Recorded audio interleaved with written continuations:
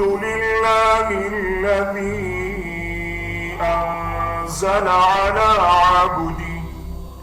أنزل على عبده الكتاب ولم يجعل له عوجا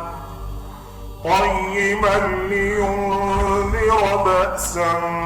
شديدا من لدنه ويبشر المؤمنين الذين يعملون